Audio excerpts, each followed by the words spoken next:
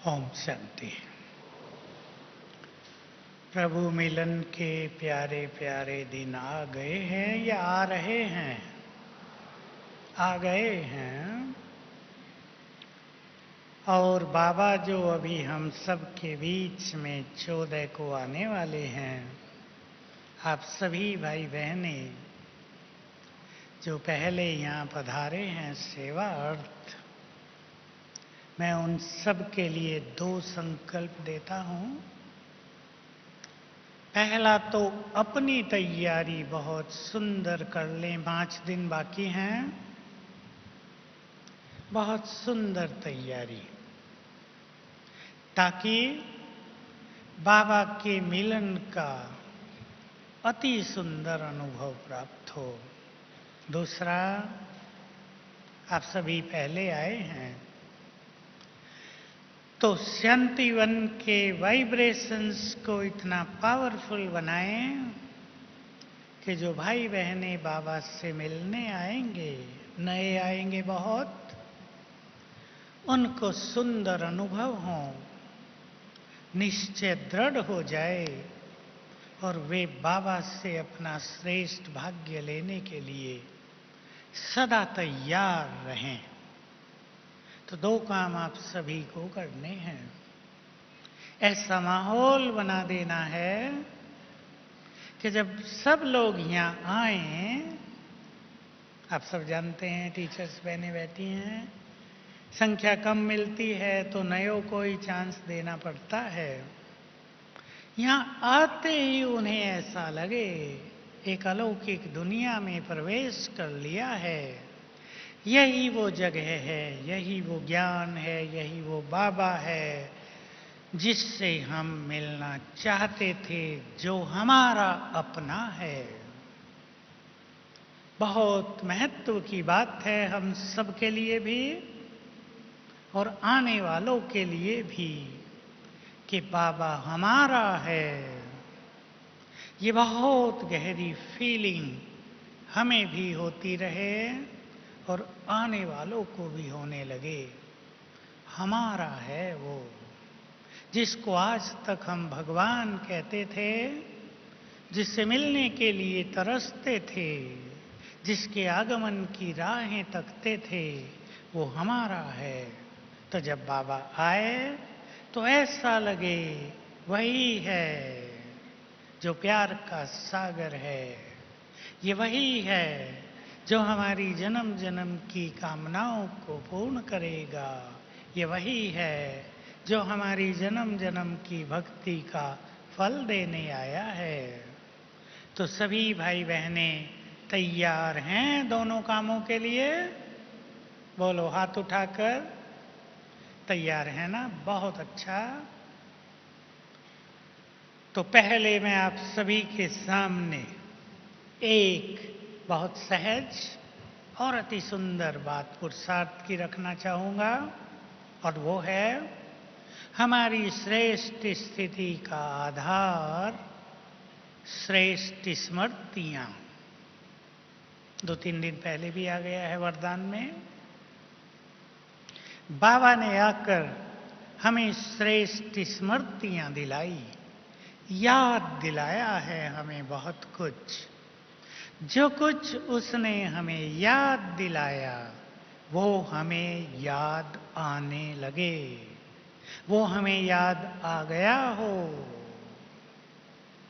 देखो, मैं थोड़े में बताऊं, मैं 2 दिन पहले ही इंग्लैंड से वापस आया। वहाँ की हर चीज को मैंने देखा माना घूमने की दृष्टि से नहीं, मैं ज़्यादा घूमने नहीं जाता हूँ। वहाँ के लोगों की मेंटलिटी, वहाँ की कल्चर मैं देखना चाहता था। जिन्होंने विश्व के 2/3 हिस्से पर राज किया वो कैसे हैं। मुझे मौका मिला उनके महल को देखने का भी बिल्कुल अंदर से, और विशेष बात उनकी पार्लियामेंट को देखने का। ऐसा ही मौका मिला कि वहाँ का एक लॉर्ड, जिसकी बहनों से पहचान थी, उस बहनों ने उनको फ़ोन किया कि ऐसे ऐसे हैं, हम देखना चाहते हैं। उसने कहा आओ, और ये एक वंडरफुल बात थी कि वही हमें घुमाने ले चला, बुजुर्ग व्यक्ति लॉर्ड। मैंने उससे पूछा, यूके में लॉर्ड का चुनाव कैसे होता है, आप कैसे चुने गए? बहुत होमली हम उससे हो गए। आपको मालूम है, जब भारत में अंग्रेजों का राज था तो कोई भी वायसराय आता था, उसके नाम से पहले Lord, Lord Curzon, Lord Dalhousie ये लिखा रहता था। तो मैंने इनसे पूछा, आप कैसे इलेक्ट हुए एज ए लॉर्ड? तो कहा, हमारे यूके में ऐसी ही लॉ था कि जिस व्यक्ति को एक बार लॉर्ड चुन लिया जाएगा वो पूरा जीवन लॉर्ड रहेगा, फिर उसके बच्चे, फिर उनके बच्चे, फिर उनके बच्चे लॉर्ड बनते रहेंगे। तीन जो प्रधानमंत्री हुए उनसे पहले एक प्रधानमंत्री ने इस कानून को बदलवा दिया और कहा, एक बार जो लॉर्ड चुना जाएगा वो पूरा जीवन लॉर्ड रहेगा, लेकिन उसकी संतान लॉर्ड नहीं होंगी। तो एक ये गहरी बात जानने को मिली। हमने उनसे पूछा, रानी का, प्रधानमंत्री का और आप सबका रिलेशन कैसा होता है? तो समझ में आया, जैसे यहाँ राजा होते थे, रानी का ठाट बाट वैसे ही है, और प्रधानमंत्री या चुने हुए लोगों को वो वैसे ही समझते हैं जैसे उनके सेवक पहले होते थे।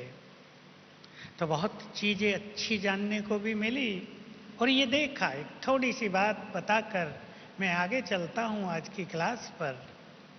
मैंने वहाँ की बहुत सारी चीज़ें देखकर ये महसूस किया कि इन लोगों की प्रारब्ध पूरी हो गई, अब समय भारत का है। ये कई चीज़ों से वहाँ समझ में आ गया। विशेष रूप से वहाँ की युवा शक्ति बहुत पीछे जा रही है और हमारी युवा शक्ति बहुत आगे जा रही है। भले ही कलयुग का अंत है, विकृति बहुत हैं, व्यसन भी बहुत हैं, लेकिन हमारे यहाँ युवकों में एजुकेशन के प्रति जिस तरह का क्रेज है और कंपटीशन है वो वहाँ नहीं है। इसलिए अगर भारत के वैज्ञानिकों को, इंजीनियरों को, आईटी वालों को वहाँ से हटा दिया जाए तो ये बहुत सारे देश डेड हो जाएंगे। तो अब समय आ गया है भारत का। कोहनूर हीरा भी हमने देखा और मैंने इस कोहनूर हीरे को बहुत सारी चीज़ें जानकर नाम दिया है, ये अनलक्की हीरा है। आप कहेंगे कोहनूर हीरा इतना बड़ा प्रसिद्ध चीज, बहुत बड़ा था, उसको छोटा बना के ताज में डाला गया था 1 इंच का। इसका अगर आप इतिहास जाने तो जिस राजा के पास ये गया उसका सर्वस्व समाप्त किया। अंग्रेजों के पास पहुंचा तो उनका लंबा चौड़ा साम्राज्य नष्ट होने लगा। भारत वाले उसको वापस मांग रहे थे। मेरा शुभ संकल्प है कि उसको वापस न लिया जाए। वो अनलक्की हीरा है। हम सब हीरे हैं यहाँ, हमें किसी हीरे की जरूरत नहीं। बाबा सबसे बड़ा हीरा, बाबा सबसे बड़ा हीरा सबको हीरा और हीरो बनाने के लिए आ गया है। इसमें कोई संदेह नहीं कि ये देश संपन्न है, स्वच्छता बहुत है, सुंदरता भी भारत से ज़्यादा है, सड़कें भी अच्छी हैं। मैंने जब किसी को कहा वहाँ के लोगों को कि आपके देश में बहुत सफाई है, हमारे देश में गंदगी रहती है, तो उसने तुरंत उत्तर दिया, हमारे देश में बाहरी सफाई है, सबके मन गंदे हैं। भारत में बाहर से गंदगी है, मन साफ हैं। बड़े गर्व की बात है।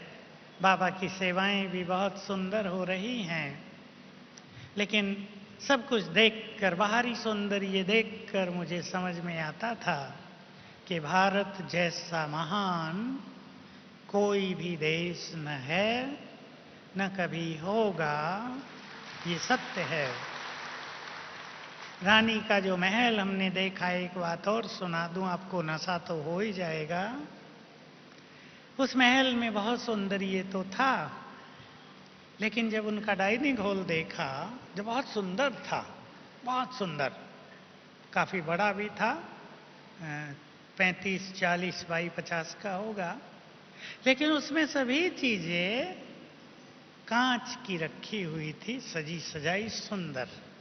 मैं सोच रहा था हमारे देश में कलयुग के अभी 100-200 साल पहले के राजाओं के भी डाइनिंग हॉल में सब वस्तुएं सोने और चांदी की ही हुआ करती थी। भारत इतना संपन्न देश था। तो हम सभी भारत को फिर से संपन्न महान बनाने में लगे हैं। और आज की मुरली बाबा ऑपरेशन करने आया है। ऑपरेशन चालू हो गया है। पता है आपको? ऑपरेशन चालू हो गया है। प्रकृति का भी ऑपरेशन कर देगा, सारी सृष्टि का ऑपरेशन हो जाएगा, कोई समस्या भी नहीं रहेगी। तो संसार एक क्रिटिकल पीरियड की ओर बढ़ता जा रहा है। मुझे तो ऐसा दिख रहा है कि 2020 तक खेल बहुत बदल जाएगा। मैं विनाश की बात नहीं कर रहा हूं, क्योंकि ये संसार विनाश के साथ साथ धर्मराजपुरी भी बनेगा। वहां मेरे से लोग प्रश्न पूछते थे कि बाबा ने कहा है इन देशों का विनाश एटम बम्स के द्वारा फट से हो जाएगा, तो क्या 1 सेकंड में 5-7 सेकंड में सबके विक्रम विनाश हो जाएंगे? नहीं। एटम बम छूटने से पहले वहां के मनुष्यों को काफी कष्टों से गुजरना पड़ेगा, जिनमें उनके विकर्म नष्ट होंगे। मुख्य बात जो संसार में बहुत बढ़ती जा रही है और वहां तो जिसका प्रकोप होता जा रहा है वो है मानसिक रोग। और मानसिक रोगों की संसार में कोई दवाई नहीं होती, क्योंकि रोग मन में है, दवाई ब्रेन को दी जाती है, उससे मन के रोग ठीक नहीं होते। इसलिए आप सभी को मैं 2 चीजें याद दिलाऊंगा। अपने मन को बहुत हल्का और प्रसन्न रखें सभी, ताकि मन में न टेंशन हो, न जरा भी डिप्रेशन का स्वरूप आए। मैं आप सभी को सावधान करना चाहता हूं एक चीज के बारे में, जो बाबा के शब्द हैं कि अंत में बाबा के बच्चों की भी 2 लाइन होंगी, एक प्राप्ति करने वालों की, दूसरी पश्चाताप करने वालों की। जो पश्चाताप करेंगे उनको एक सूक्ष्म डिप्रेशन हो जाएगा। इसको मैंने नाम दिया है स्पिरिचुअल डिप्रेशन। हम सब इससे बचेंगे। इसलिए सभी यहां आकर, शांत स्थान है, आप अपनी सांसारिकता से मुक्त हैं, गहन चिंतन करेंगे संगम युग पर। जो कुछ मुझे करना चाहिए क्या मैं वो कर रही हूं, कर रहा हूं? जो हम कर सकते हैं क्या वो हम कर रहे हैं? जो नहीं किया जा सकता उसे छोड़ दो। हर एक व्यक्ति अच्छे से अच्छा जो कुछ कर सकता है वो अवश्य कर लेना चाहिए। और इसके साथ साथ हर एक को एक संकल्प रख लेना है अपने मन में। हम इस पे वहां काफी कुछ क्लासेस कराते थे। I can change my self, मैं स्वयं को बदल सकती हूं। मेरे अंदर स्वयं को बदलने की संपूर्ण शक्ति है। तो जो परिवर्तन हम अपने में लाना चाहते हैं उसको लाने का दृढ़ संकल्प इस महान तीर्थ पर करेंगे सभी, ताकि जीवन निष्कंटक हो, हमारी स्पिरिचुअल राहें निर्विघ्न हो, हम जो कुछ करना चाहते हैं वो कर सकें। और सभी को ये मालूम रहे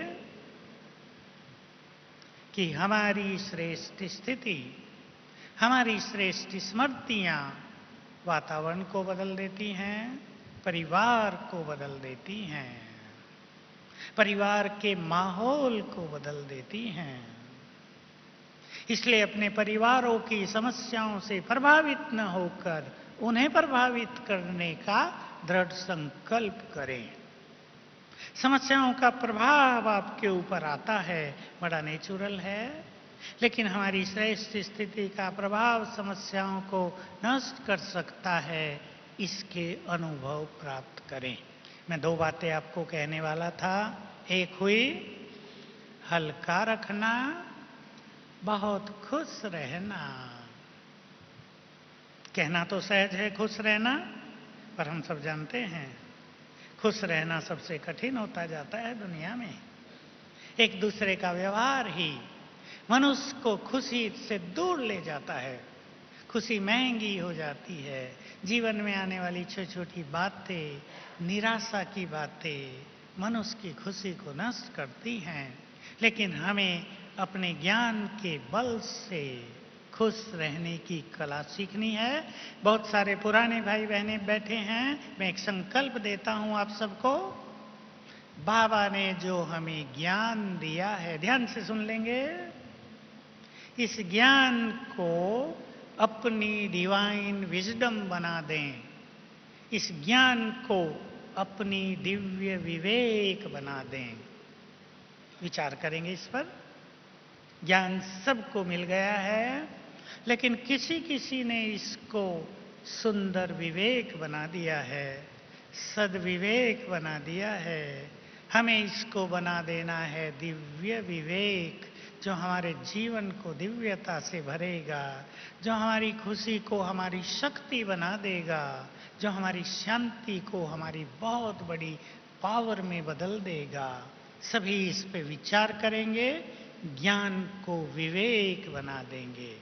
दूसरी बात, ये दूसरी बात उनके लिए है, इस सभा में ऐसी जो महानात्माएं बैठी हैं, जो श्रेष्ठ पुरुषार्थी हैं और जिन्हें अपनी नहीं संसार को कुछ देने की श्रेष्ठ इच्छा है। अपनी चिंताएं केवल नहीं, क्योंकि संसार को इस समय और आने वाले समय में, अगले 5 सालों में हमारे श्रेष्ठ वाइब्रेशंस की बहुत जरूरत है और होगी। उसके बिना मनुष्यों को सुखी जीवन जीना बहुत कठिन हो जाएगा। इसलिए जो श्रेष्ठ पुरुषार्थी भाई बहने यहाँ बैठे हैं, वो अपने को चारों ओर से थोड़ा मुक्त करके सर्व खजानों से स्वयं को भरपूर करें। देने का समय समीप है। मुझे बाबा की कुछ बातें याद आ रही थी जो बहुत दिन से मुरलियों में नहीं आ रही हैं। मैं याद दिला दूं आपको। समय तुम्हारी इंतजार कर रहा है। बात करें अपने से। समय किसी की इंतजार नहीं करता। इंग्लिश में तो कहावत ही है, time and tides wait for none. समय और तूफान किसी का इंतजार नहीं करते। पर कौन है वो महान आत्माएं, समय जिनके लिए रुका है? बाबा के सुंदर शब्द होते थे, समय बार बार रुक कर पीछे मुड़कर देखता है, मेरे मालिक आ रहे हैं या बहुत पीछे रह गए हैं। विचार करने की बात है। समय उस मोड़ पर आ गया है जहां अचानक कुछ भी घटित होगा दुनिया में और हमारे पुरुषार्थ की अंतिम लाइन भी समाप्त हो जाएगी। फिर हमें वो सब देखने के लिए मजबूर होना पड़ेगा जिसको हम देखना नहीं चाहते। इसलिए श्रेष्ठ पुरुषार्थियों को अपने को तैयार करना है देने के लिए। निकाल दें अपने को छोटी छोटी बातों से। मैं एक घटना सुनाकर आपको एक सुंदर बात कहना चाहता हूं। एक माता मेरे पास आई विदेश में ही। 2 बच्चे, दोनों बड़े, दोनों बचपन से ज्ञान में। एक ने पीएचडी कर ली, दूसरा भी अच्छी एजुकेशन लेके अच्छी नौकरी में है। एक की इच्छा है मैं शादी करूं, दूसरा जिसने पीएचडी की थी उसका चेहरा बिल्कुल उतरा हुआ। मैंने मां से पूछा, वो बीच में बैठी थी दोनों साइड में। मैंने पूछा क्या समस्या है? देखो सुने आप ध्यान से। उसने कहा ये दोनों मेरे लड़के बचपन से ही शत्रु हैं। मैंने एक दूसरे को देखा, मुस्कुराते हैं या नहीं? बिल्कुल नहीं। मैं सुन रहा था उनकी बात, कहा ये लड़का कहता है मैं शादी करूंगा, बचपन से ज्ञान में था। अभी वो जो दूसरा था पीएचडी वाला, वो बोल उठा, वहां सदा मेरी कंप्लेंट करती रहती है, मुझे कुछ नहीं करने देती है, कहती है जैसे मैं कहूं वैसे ही तुम्हें करना है। तीनों के बीच में खींचातान थी। सच्ची घटना है। मैंने उस माता जी को समझाया, मैं इन दोनों से तो अलग से बात करूंगा, अब मैं आपसे बात करता हूं, आप इनको फ्री करो, खुद भी फ्री हो जाओ। यही बात मैं आप सबको कहना चाहता हूं, खुद भी फ्री हो जाओ, दूसरों को भी फ्री कर दो। जीवन श्रेष्ठ भाग्य से चमकाना है, ये सुंदर मौका फिर नहीं मिलेगा। मैं जब समर्पित हुआ तब भी सोचता था, और उसके बाद ये बात अपने को याद दिलाता आया, मैं अपने को मोटिवेट करता था, बार बार अपने को याद दिलाया करता था, ये दिन याद आया करेंगे, ये दिन याद आया करेंगे। भक्ति में भी हमारे सामने जो कुछ अब घटने जा रहा है संगम युग के अगले सालों में, उसके ही आधार पर 18 पुराण लिखे जाएंगे। तब भी लोग याद करेंगे द्वापुर से, और हम बाबा के बच्चे उन चीजों को याद करेंगे, कैसे भगवान इस धरा पर आया था, उसने हम सब की पालना की थी, सम्मुख बैठकर ज्ञान सागर ने संपूर्ण सत्य रहस्य खोले थे, सभी आत्माओं को प्यार देकर पावन बनाया था, विकारों की अग्नि को शीतल किया था। ये दिन हमें भी याद आया करेंगे। मैं वहां था, मुझे एक बात बहुत याद आती थी।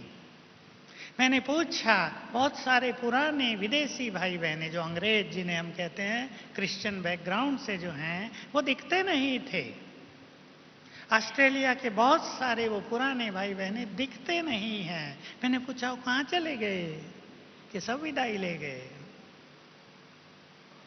मैं सोचा यही वो विदेशी भाई बहने हैं थे, जिनके लिए बाबा 12-12 घंटे 16-16 घंटे ओम शांति भवन में बैठा, उनकी पालना की, प्यार दिया। दादी को भी कष्ट तो होता होगा ना जिनके तन में वो बैठा है, उनके कष्टों को भी बाबा ने ठीक किया, सहन करने की उन्हें शक्ति दी, और जिन आत्माओं की रात रात भर बैठकर पालना की, वो कैसे उसे छोड़कर चले गए। तब हमें भी लगता था बाबा इनको कितना टाइम दे रहा है। सोचें, प्रभु पालना मिल रही है, उस पालना का हमें रिटर्न देना है। अब बाबा भी तो अपने इस महान कार्य को क्लोज अप करना चाहता है ना, लंबा काल उसने पालना की है, 80 साल पूरे हो जाएंगे कुछ दिनों में। हम सभी स्मृति स्वरूप हो जाएं। मैं आपको अब याद दिलाऊं, बाबा ने आकर हम सभी को स्मृतियां दिलाई हैं, याद दिलाया है, तुम कौन हो। इसलिए रोज सवेरे हम अपने को स्मृतियां दिलाया करें। यहां शांति वन में अब से कम 8-10 दिन आप सदा यहां हैं, 8-10 दिन तक रहेंगे। रोज सवेरे उठकर अपने को स्मृतियां दिलाएंगे, और उसकी मैं एक विधि बता रहा हूं। अब मैं एक प्रैक्टिकल क्लास लेना चाहता हूं, 25 मिनट। सवेरे उठें, उठते ही पहले बाबा को गुड मॉर्निंग करेंगे, बाबा को अपने सामने देखकर, बाप दादा को दोनों को, और फिर दूसरा संकल्प करेंगे, प्यारे बाबा आपने मुझे सब कुछ दिया, आपको कोटि कोटि बार शुक्रिया।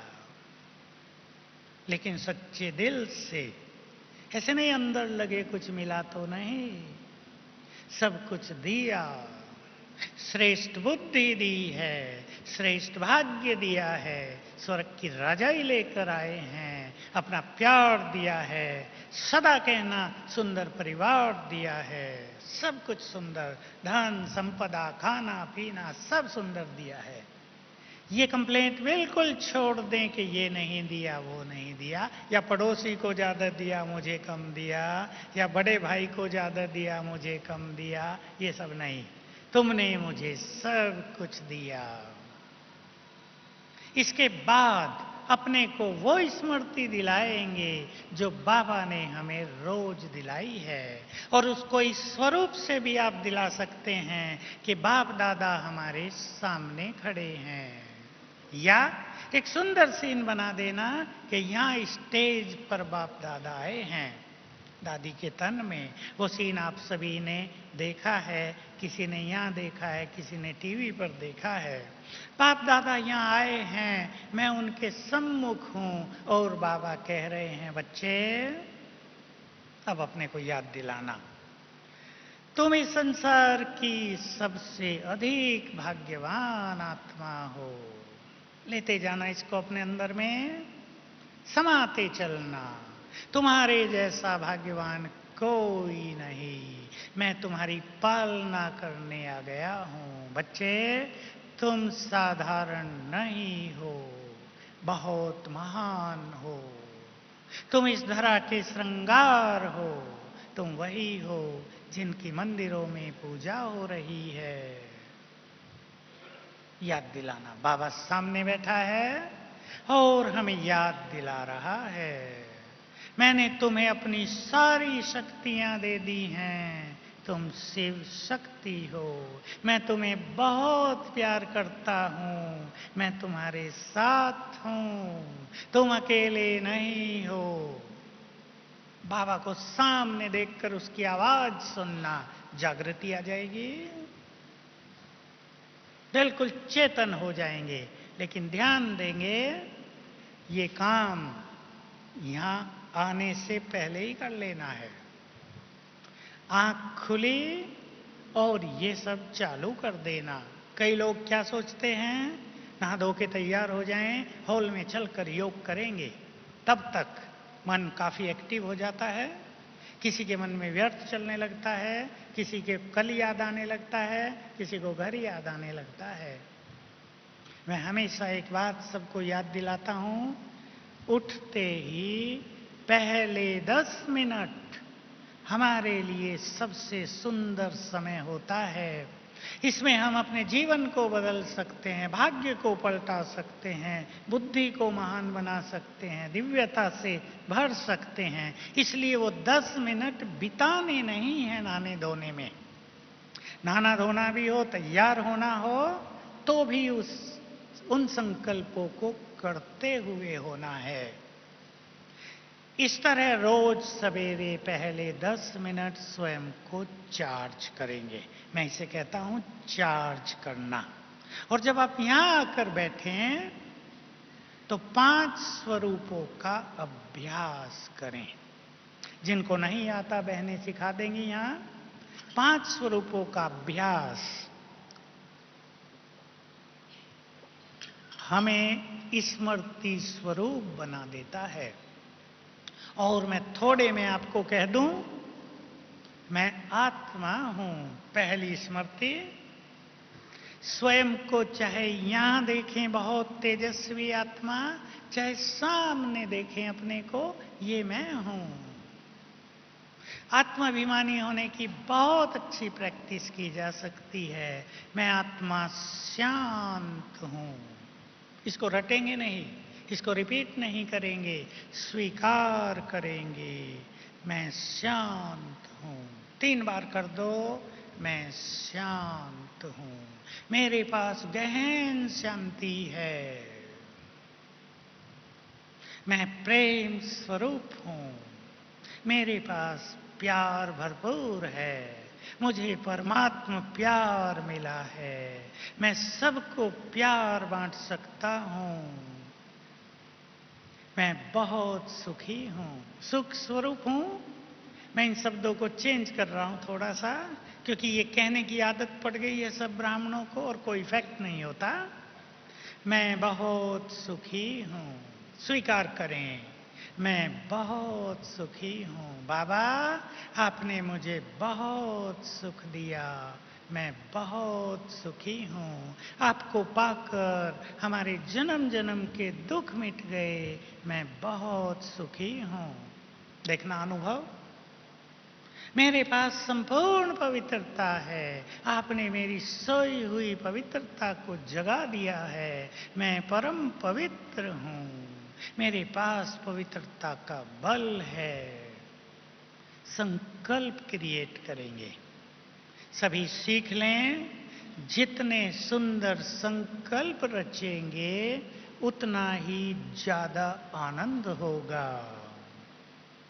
बिना संकल्पों के योग करने से शक्ति मिल सकती है, पर किसी को नींद भी आ जाती है और किसी का मन व्यर्थ में भटक जाता है। इसलिए सभी ये याद करें, हमारे मन में जो संकल्प रचने की शक्ति है, क्रिएटिव एनर्जी है हमारे मन में, इसको यूज करें। तो सवेरे सुंदर संकल्पों की रचना करेंगे और यही संकल्प सारा दिन हमारे जीवन पर अमिट छाप छोड़े रखेंगे। बहुतों को सुंदर संकल्प करने आते नहीं हैं, सीखने हैं। केवल बाबा के बच्चे ही श्रेष्ठ संकल्प जानते हैं, उन्हें क्रिएट कर सकते हैं, उसका फायदा उठाएंगे। नहीं तो सभी की शिकायत होती है, हमारे पास मनन शक्ति नहीं है, और मनन शक्ति उनके पास नहीं होती जिनका मनन व्यर्थ में ज्यादा चलता है। देखो, मन के अंदर मनन शक्ति तो है ही। मन माना ही जिसमें मनन शक्ति है, उसे हम व्यर्थ में चला दें या पॉजिटिव समर्थ ज्ञान में चला दें। सुंदर संकल्पों की रचना के साथ सवेरे योग का अच्छा आनंद लेंगे। 5 स्वरूपों का अभ्यास भी, परमधाम में बाबा के पास जाकर बैठना भी, वापिस इस देह में अवतरित होने का अनुभव, सूक्ष्म लोक में बाप दादा से मिलन का अनुभव, ये बहुत सुंदर भिन्न भिन्न तरह की ड्रिल के द्वारा सवेरे के समय को सफल करेंगे। सारा दिन, मैं 5 दिन के लिए 10, 11, 12, 13, 14 5 दिन हैं। 5 दिन के लिए आपको 5 सुंदर संकल्प दे देता हूं और कर्म करते हुए, सेवा में रहते हुए आप उनको याद करते रहना। कल के लिए जो सबका जाना पहचाना संकल्प है, मैं एक महान आत्मा हूं। सवेरे इसको गुड फीलिंग में ले आना, जैसे बाबा सामने खड़े होकर मेरे सिर पर हाथ रखकर मुझे कह रहे हैं, बच्चे तुम साधारण नहीं हो, बहुत महान हो। मैं महान हूं।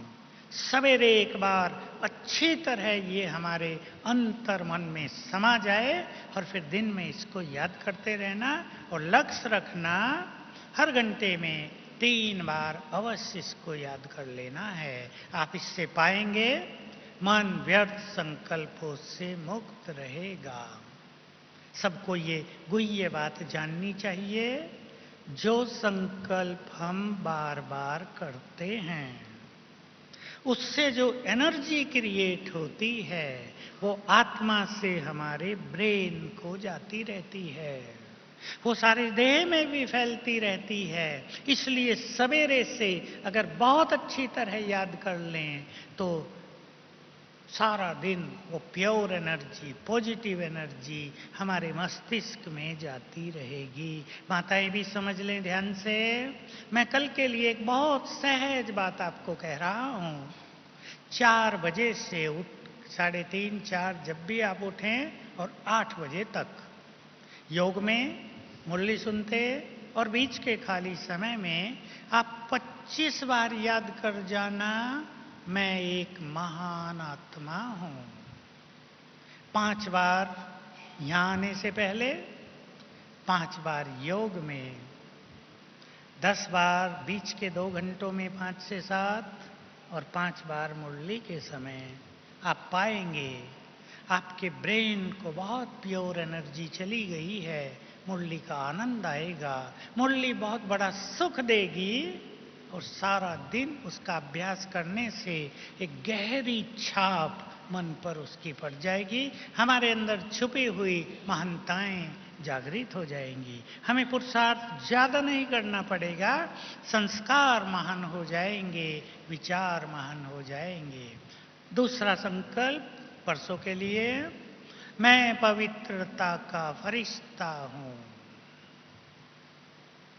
गुड फीलिंग के साथ ये संकल्प करेंगे। पानी पीते हुए भी 2 बार, चाय पीते हुए 5 बार, भोजन खाते हुए 5 बार, मुरली सुनते हुए 10 बार, सवेरे 25 बार। निश्चित कर लें, अपना अपना प्लान बना लेना, यहीं से आपको आ जाएगा पुरुषार्थ की श्रेष्ठ प्लानिंग कैसे करें। तीसरा दिन, मैं मास्टर सर्वशक्तिवान हूं। साथ में संकल्प जोड़ देना, परमात्म शक्तियां मेरे पास हैं। चौथा दिन, मैं इस देह में अवतरित आत्मा हूं और मैं वही हूं जिनकी मंदिरों में पूजा हो रही है, इष्ट देव देवी। और 5वां बाबा का दिन, आंख खुलते ही, ध्यान से सुन लेंगे क्योंकि 5 दिन है, उस दिन भूलें नहीं आप। इस बीच में आप बहुत कुछ सुनेंगे। उठते ही मन डांस करने लगे, मेरे जैसा भाग्यवान कोई नहीं, क्योंकि आज स्वयं भगवान मुझसे मिलने आ रहे हैं। और फिर ऊपर को देखेंगे, ज्ञान सूर्य सारे संसार पर अपनी किरणें डाल रहे हैं और फिर वो धीरे धीरे नीचे आ रहे हैं मुझसे मिलने और आ गए आंखों के सामने। उनकी किरणें सामने से मुझ पर पड़ने लगी। सवेरे के समय कई बार ये अभ्यास कर लेना, कम से कम 10 बार, और दिन में इसको याद रखेंगे, मैं पद्मा पदम भाग्यवान हूं, आज स्वयं भगवान मुझसे मिलने आ रहे हैं। फिर वही बात रिपीट कर देता हूं, इन सुंदर संकल्पों से मन व्यर्थ और साधारण संकल्पों से मुक्त रहेगा और ब्रेन को विशेष एनर्जी जाती रहेगी और मन में मनन शक्ति का विकास होगा। 5 दिन के ये 5 संकल्प हैं। पसंद हैं? करेंगे सभी? धुन लगा दें, समझ लें ये 5 दिन हमारे लिए वरदानी दिवस हैं। इन 5 दिनों में हमें सुंदर अनुभव करने हैं और ये अनुभव पूरा जीवन हमें काम आएंगे। आप पुरुषार्थ की एक रूपरेखा समझ सकेंगे और शाम के समय भी सब कोशिश करेंगे जो भी अपनी सेवाओं से फ्री हों योग में आकर बैठें और यही सब अभ्यास करें। बहुत बिजी भी हों, आधा घंटा तो शाम के समय भी योग अभ्यास करना है, क्योंकि जब भाई बहनें सेवाओं में आते हैं तो सेवाओं में आके रिमझिम भी रहती है, ब्राह्मण परिवार मिलता है, खुशी भी होती है, आपस में मिलते हैं, बात करते हैं, वो सब ठीक है, उसकी कोई मनाही नहीं है। सुंदर परिवार मिला है, जन्म जन्म की महान आत्माओं का मेला हुआ है, तो रिमझिम भी रखनी चाहिए, लेकिन उसमें बाह्य मुक्ता ना आ जाए। सब इस रहस्य को भी याद रखेंगे, खुशी यदि बाह्यमुखी हो जाए तो खुशी वहीं नष्ट हो जाती है। खुशी आत्मा को सूक्ष्म शक्ति प्रदान नहीं करती, खुशी जन्म जन्म के गमों को दूर नहीं करती। यदि हम खुशी को अंतर्मुखता के साथ अंदर में समा लें तो ये खुशी हमारे अंदर स्थायी रूप से समा जाएगी और जन्म जन्म के कष्टों को समाप्त करेगी। तो सेवाओं में रहते हुए भी सभी भाई बहनें इन चीजों पर ध्यान देंगे। साथ ही साथ जो जितना अच्छा अंतर्मुखी रह सके, मौन रह सके। वैसे तो बहनें प्रोग्राम अवश्य बनाएंगी। मुझे याद है जब पंजाब का टर्न होता है तो बहनें अच्छा मौन करा देती हैं, वही फिर से कराएंगी। मुझे याद है जब दीदी मनमोहिनी थी, हमारे यज्ञ में हर सोमवार और गुरुवार को मौन चलता था। बहनें बैठी हैं, याद हैं? वो दिन बहुत सुंदर होते थे साधनाओं के।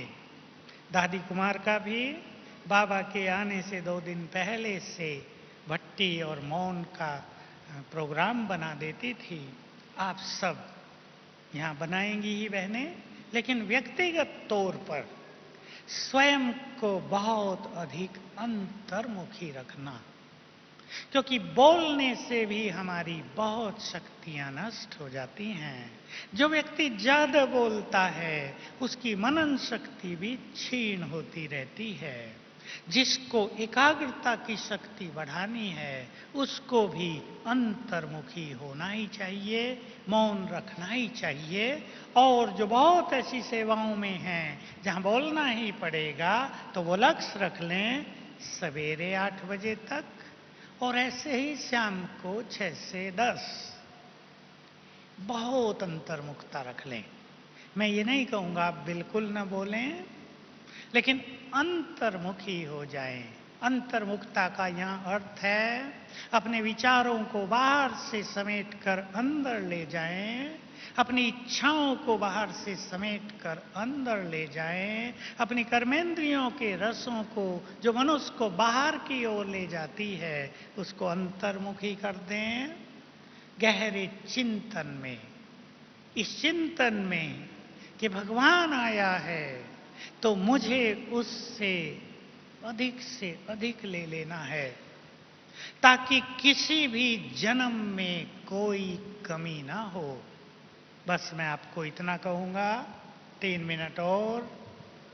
अपने को इतना संतुष्ट कर देना है ताकि वो संतुष्टता द्वापर युग के बाद भी चलती रहे। इतनी गहन शांति का अनुभव कर लें ताकि द्वापर से शांति की तलाश न रहे। अपने चित्त को खुशी से इतना भर दें कि द्वापर के बाद भी हम संसार को खुशी बांटते रहें। अपने विवेक को इतना दिव्य बना दें, अपनी बुद्धि को सद्विवेक से इतना भर लें कि द्वापर से भी हमारे पास श्रेष्ठ बुद्धि रहे। इतना अपने को संतुष्ट और सरल चित्त कर लें। मैं आपको याद दिलाऊं, जीवन के सुखों के लिए, परिवारों में खुशहाली के लिए, पुरुषार्थ की तीव्रता के लिए, समस्याओं को सहज पार करने के लिए सरल चित्त होना परम आवश्यक है। हल्के होना, सरल चित्त होना, हर बात को सहज भाव से लेना। देखो, आपको यहाँ संगठन में सरलता की परीक्षा होती है। भोजन पे क्यू लगी हुई है, आपको भूख लगी है, फिर भी आपको सहज भाव से रहना पड़ेगा। सहज भाव को बढ़ाते चलना, ये सरलता योग को सरल करेगी, जीवन को सरल करेगी। और याद रखेंगे, लास्ट लाइन बोलना चाहता हूं, अब इस सृष्टि पर वो नहीं होगा जो हम चाहते हैं, अब वो होगा जो प्रभु प्लानिंग है।